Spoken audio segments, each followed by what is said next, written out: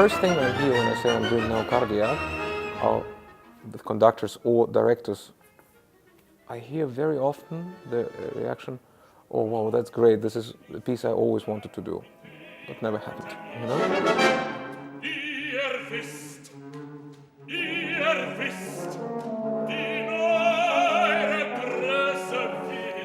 I play a artist, let's say. He's the most famous jeweler in Paris.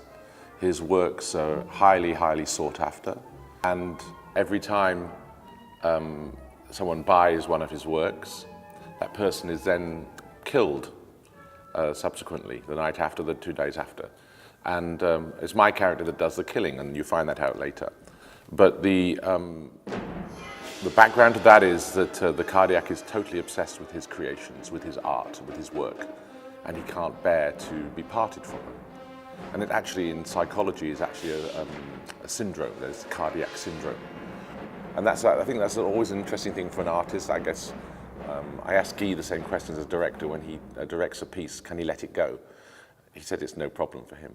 But I can imagine when you create something like that, then letting it just go when you still think it's the most perfect thing, can be quite hard for an artist. Voor alle duidelijkheid, hij heeft het over daden die groter zijn dan hij zelf. Hij praat natuurlijk over zijn goud, over zijn creatie. Hij zegt, weet je, mannetjes, laat me nu met rust. We want him to say, who is the killer? And he wants to go and work. Ja? Maar dan beginnen we hier aan deine werken.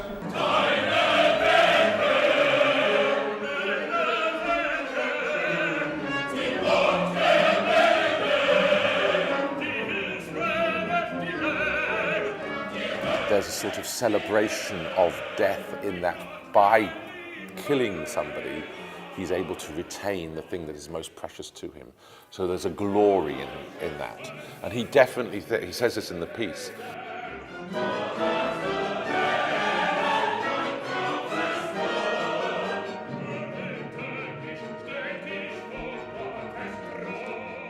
He definitely thinks that he will go to heaven and sit before God's throne as a great artist.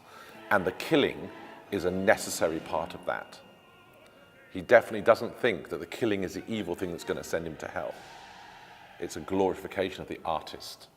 It's definitely something that is timeless in a way because you have these stories, you have somebody who's creating and who doesn't see another way. In that way, it's similar to the piece that I did here a year and a half ago, the Sad Quo, that these very tragic artists and all of the people in their periphery that are trying to guide them or trying to give them some kind of direction, but they have their trajectory and their destiny.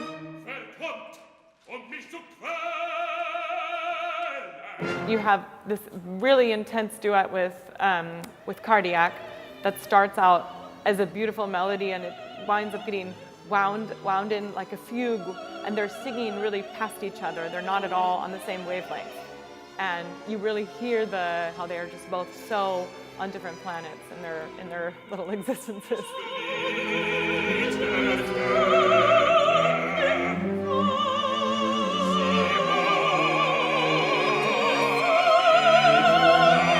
I felt an emotional detachment when I started to dive into this music. That is, it can be a very emotional, dramatic story. And I felt sort of a detachment. Someone like Hindemith, I think he was, I'm just guessing now, you know. I didn't know him personally. It's very difficult to understand what he was for a personality because he was so structured, so cold-minded, you feel. But I think it was a very romantical person who was not, for some reasons, he didn't dare to show it, you know. And you feel this conflict through the whole opera because you feel this is the moment he'd like to have the beauty, and he himself scratches this whole beauty from the wall.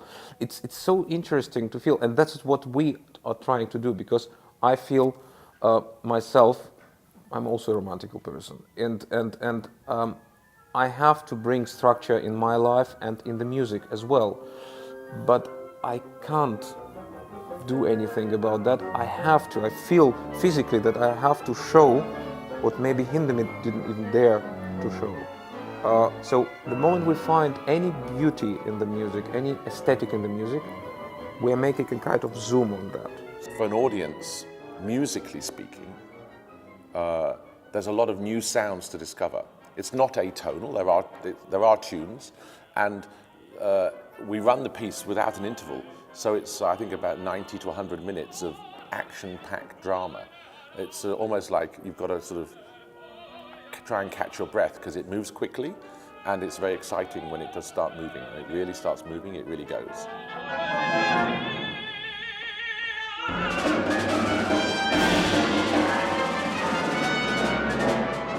For me, it was always interesting and challenging, this part of discovery.